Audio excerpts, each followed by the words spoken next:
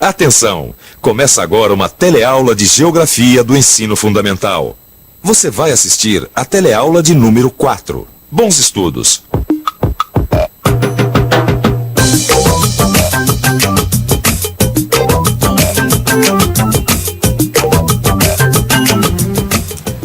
Por favor, cidadão, quando o senhor tem que ir para algum lugar, o senhor dá preferência para o caminho mais curto? Sim. Dou preferência para o caminho mais curto.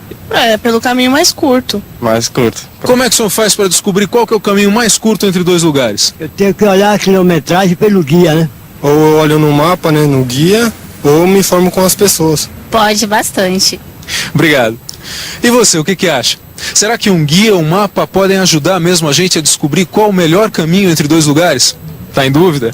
Então pode sossegar, porque é exatamente isso que a gente vai ver na nossa teleaula de hoje. Hoje você vai conhecer um pouco mais sobre mapas, esse instrumento de representação dos lugares. Vai aprender o que é escala e como ela serve para avaliar corretamente a distância entre dois lugares. Eu ainda não decidi qual o caminho mais curto, mas uma coisa eu tenho certeza: o melhor caminho para você aprender mais sobre os mapas é seguir com muita atenção a nossa teleaula de hoje. Vamos nessa?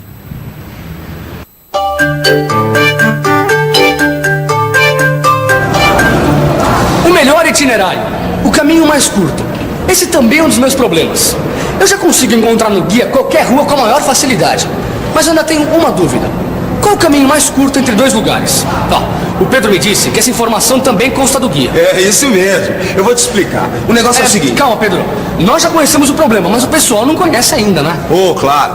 O negócio é o seguinte. O Antônio começa o itinerário dele aqui, na Praça Sans Pena, e termina no estádio Mário Filho, o Maracanã.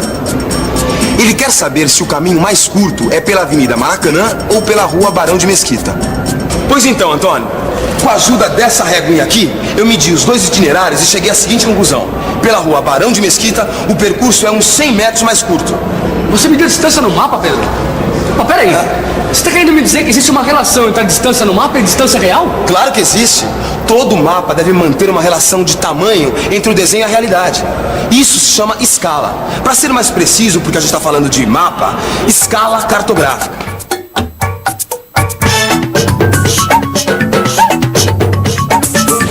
Escala, linha graduada dividida em partes iguais, que indica a relação das dimensões e distâncias marcadas sobre um plano com as dimensões ou distâncias reais. Cartográfica, relativo a mapas.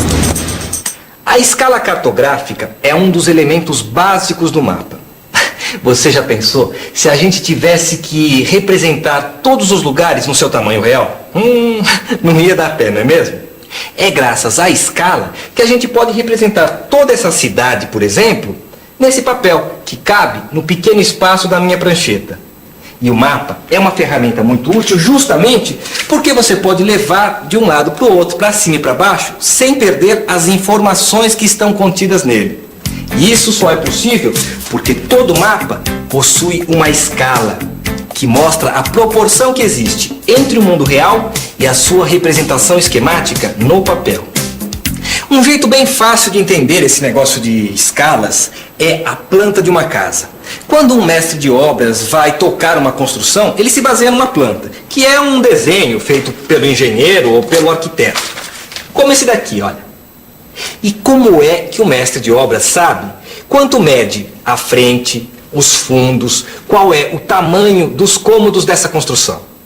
Pela escala, horas.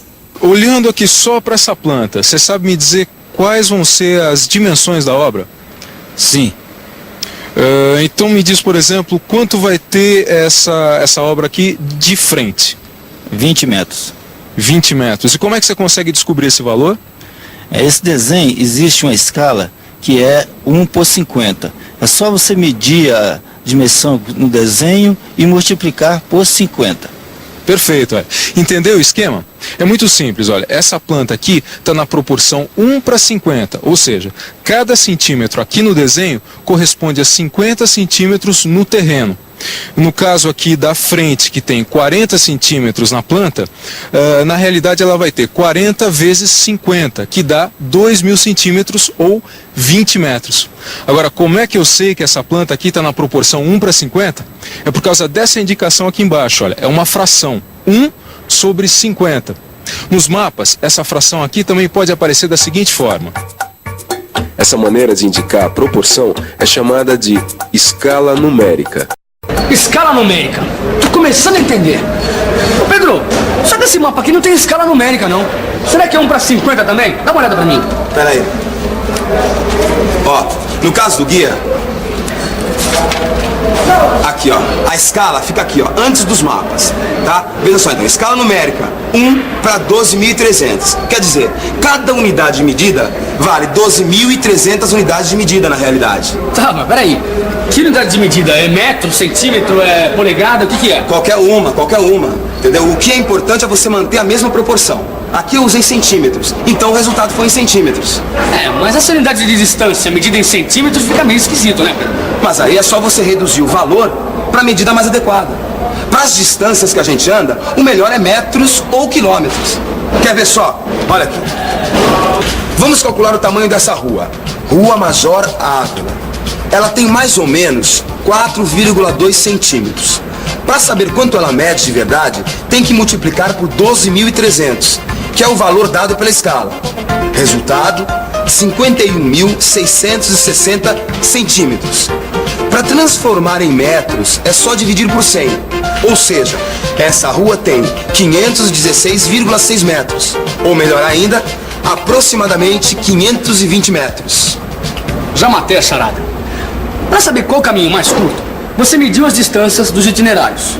Multiplicou cada resultado por 12.300. Transformou para metros e comparou. É isso?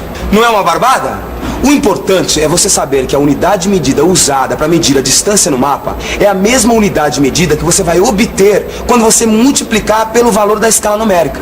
Eu usei centímetros, então o resultado vai ser em centímetros. Mas aí, foi só dividir o valor por 100 para ter a distância em metros, que é mais adequada para medir as distâncias das nossas caminhadas, não é? Exatamente. Tem que ficar de olho nos números indicados pela escala numérica, para na hora de você fazer as contas, não misturar as unidades de medida. A escala desse mapa eu já gravei. É 1/12.300. Tá aí. Gostei dessa história de escala numérica. Pois então fique sabendo que existe outra maneira de você representar a proporção entre o desenho do mapa e o mundo real. É a escala gráfica. Essa linha reta aqui sob o mapa é uma escala gráfica. Repare como ela é graduada com números que indicam a distância real que cada pedacinho desse significa. Ela é muito útil para a gente descobrir a distância em linha reta entre dois pontos. Quer ver? Vamos ver, por exemplo, a distância entre Macapá e Ferreira Gomes. Com o auxílio de uma tirinha de papel, a gente marca esses dois pontos que representam essa cidade. E aí colocamos ao lado da escala gráfica. Olha, aproximadamente 82 quilômetros. É claro que cada tipo de escala possui as suas vantagens e desvantagens. E um bom mapa como esse sempre possui as duas escalas, a escala numérica e a escala gráfica. Já sei. Você está querendo saber que escala é melhor para quê? É exatamente isso que a gente vai ver agora. Primeiro, a escala numérica.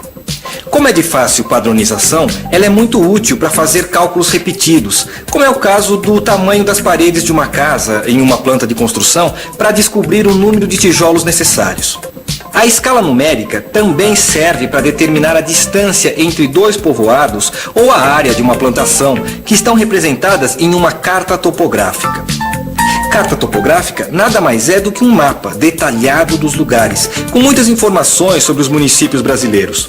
Esses mapas são feitos pelo Instituto Brasileiro de Geografia e Estatística, o IBGE, ou pelo Serviço Geográfico do Exército.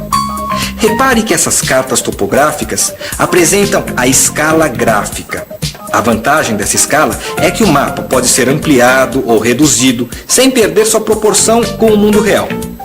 É fácil entender. Se o mapa for ampliado ou reduzido, a escala gráfica que está desenhada no mapa também é ampliada ou reduzida, junto com ele. Mas nos dias de hoje, a grande estrela nessa história de elaborar mapas e calcular distâncias e áreas é o computador. Cada vez mais, os computadores são usados na elaboração de mapas e nas medições. É a chamada cartografia digital, que é a representação do mundo real através de seu desenho com programas especiais de computação. Ô Pedrão, curvímetro, planímetro, computador. Calma, Antônio. A gente só precisa de uma régua para calcular as distâncias que a gente precisa saber no nosso dia a dia. Você entendeu? Você não vai precisar usar esses instrumentos. Tá? Provavelmente vocês também não. Mas informação nunca é demais. O principal é entender a importância dos mapas e a utilidade das escalas. E já que é tão importante fixar essas informações, por que a gente não faz uma revisão? Boa ideia. E atenção, se liga aí, que é hora da revisão. Na teleaula de hoje, você viu que a escala permite manter uma proporção entre o mundo real e sua representação no mapa, permitindo, assim, o cálculo de distâncias entre dois pontos de referência e de áreas dos lugares representados no mapa. Aprendeu que a escala pode ser apresentada de duas maneiras: a escala numérica e a escala gráfica. Ó, Pedro, a conversa tá muito boa, mas eu tenho que ir, viu? Apenas meus cálculos daqui até minha casa, a distância é de uns 20 quilômetros. Eu tô indo nessa também. Mas antes eu tenho uma dica. No seu livro de geografia, tem um trechinho do livro Menino de Engenho, do José Lins do Rego. E é interessante porque ele mostra como a gente usa a escala sem perceber. Vale a pena dar uma olhada. Eu também tenho uma dica. Dê uma boa olhada no seu livro de estudos e faça os exercícios. E até a próxima. Tchau. Tchau.